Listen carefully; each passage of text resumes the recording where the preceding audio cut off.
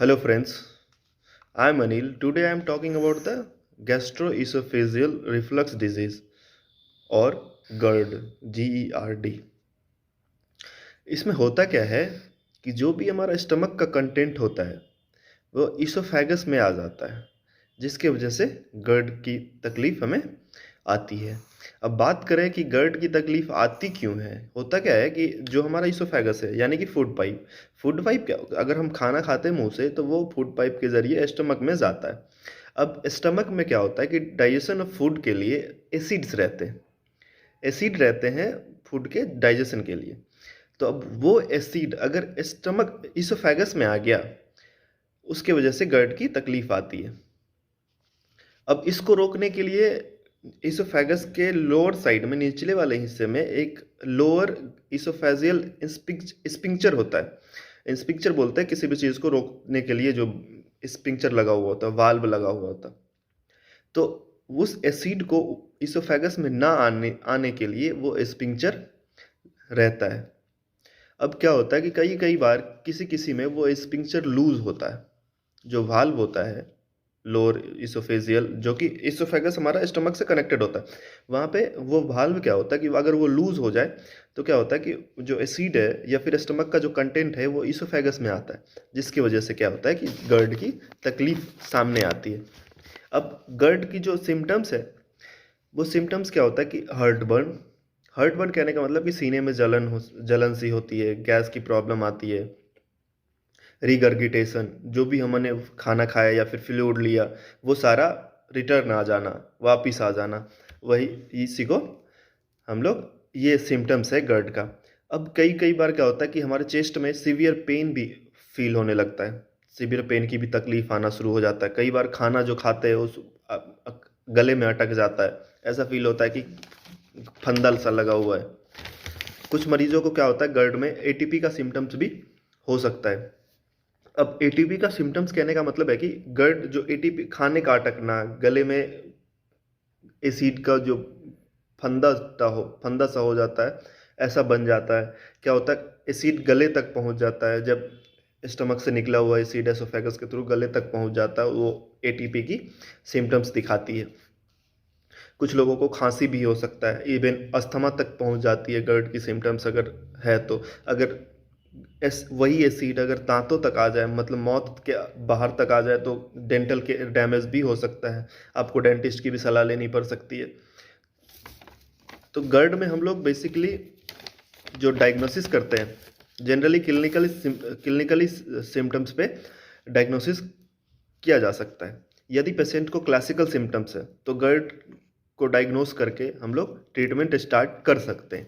GERD के लिए कुछ मरीजों को क्या होता है कि इंडोस्कोपिक करने की भी ज़रूरत पड़ जाती है। कई कई बार अगर ऐसा होता है कि GERD का सीवियर सिम्टम्स है तो इंडोस्कोपिक भी करनी पड़ सकती है। जैसे कि अगर मेडिसिन्स दिया, हमने मेडिसिन्स पे सुधार नहीं आया, ट्रीटमेंट दिया, ट्रीटमेंट पे कोई सुधार ना आया, तो इंडोस्कोपी करने की ज़रूरत पड़ती है।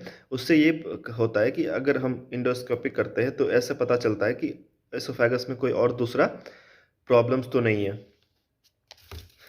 कई बार खाना खाने निगलने भी प्रॉब्लम होता है, जैसे खाना लिया आपने, पेशेंट को निगलने में प्रॉब्लम आ रही है, तो खून की उल्टी आ रही है। अब इंडोस्कोपिक क्यों करते हैं, कब करते हैं? तो इंडोस्कोपिक ऐसे ही जनरली इंडोस्कोपिक पे नहीं, इंडोस्कोपिक या सर्जरी हमारा लास्ट स्टेप होता है। तो इंडोस्कोपिक करने की वजह क्या होती है कि जब जो हमने खाना खाया, अगर वो गले में अटक रहा है, खून की उल्टी आ रही है, दवाइयों से रिस्पांस नहीं मिल रहा, जो भी मेडिसिन हम ले रहे हैं उससे कोई रिस्पांस नहीं मिल रहा, तब हम लोग इंडोस्कोपिक करके ये पता करते हैं कि कोई दूसरा और बीमारी तो नहीं है। गर्ड का एक दूसरा टेस्ट भी है, 24 आवर पीएच रिस्पॉन्स टेस्ट। अब इसमें क्या होता है कि पीएच रिस्पॉन्स टेस्ट में क्या होता है कि जैसे हम लोग पेशेंट के नाक के पास एक पीएच, एक नली डालते हैं, कैथेटर डालते हैं, जिसको कि 24 आवर रखते हैं। उस कैथेटर में पीएच सेंसर लगा हुआ होता है। वो क्या होता है कि जैसे ही एसिड स्टमक से ऊपर आए, इसोफेगस में आए या फिर माउथ में आए, तो वो पीएच जो सेंसर जो लगा हुआ होता है वो सेंस कर लेता है। वो सेंस कर लेता है तो हमें इजीली पता चल जाता है कि क्या प्रॉब्लम्स है। तो इसीलिए ये 24 आवर पीएच स्टडी भी करते हैं। ये एक दूसरा टेस्ट है। जब भी एसिड इसोफेगस में आए या फिर कहीं भी आए उसको सेंस कर लेता है ये पीएच सेंसर। उसको नाक में हम लोग 24 आवर डाल के रखते हैं।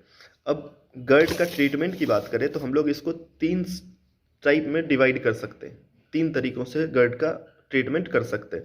पहला तो हम लोग करेंगे, पहला जो ट्रीटमेंट का बताऊंगा मैं वो है लाइफस्टाइल मॉडिफिकेशन, दूसरा मेडिकल थेरेपी और तीसरा सर्जिकल और इंडोस्कोपिक थेरेपी।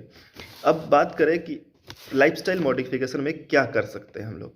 अगर आप ड्रिंक या फिर स्मोकिंग कर रहे हैं तो इसको आपको बंद करना पड़ेगा क्योंकि इससे जो है गर्ड की सिम्टम्स और बढ़ सकती है। इसके अलावा अगर जो भी हम फूड ले रहे हैं, फूड में मान लो कि टमाटर, नींबू, ऑरेंज, जो भी खट्टापन वाला चीज़ें हैं उनको बंद करना पड़ेगा क्योंकि इससे गर्ड की सिम्टम्स और ज़्यादा हो जाती है। अब गर्ड के पेशेंट को खाना खाने के बाद 3 घंटे तक लेटना नहीं होता है, लेटना नहीं होता, उससे भी सिम्टम्स जो है कम हो जाते हैं गर्ड के। अब बात करें अगर आप राइट साइड में सोते हो तो राइट साइड में सोना बंद करके लेफ्ट साइड में सोना ज़रूरी होता है। अगर गर्ड की लाइफस्टाइल मॉडिफिकेशन की बात करें तो अगर लेफ्ट साइड में आप सोते हो तो इससे भी कई हद तक कम हो जाते हैं गर्ड के सिम्टम्स। अब नेक्स्ट स्टेप की बात करें तो गर्ड में क्या होता, गर्ड के पेशेंट को क्या होता है कि अच्छी नींद लेने की ज़रूरत होती है। अच्छी नींद लेने से कई बार काफ़ी सारी प्रॉब्लम सॉल्व हो जाती है। अब सही साउंड स्लीप लेने का मतलब है कि आप कोई किसी भी प्रकार का कोई डिस्टरबेंस नहीं होना चाहिए। अगर ऐसे आप नींद लेते हैं तो इससे भी कई बार गर्ड की सिम्टम्स कम हो जाती है। आप चाहे तो चीज़ों से बचने के लिए, मतलब डिस्टरबेंस से बचने के लिए एक स्लो म्यूज़िक भी बजा सकते हैं।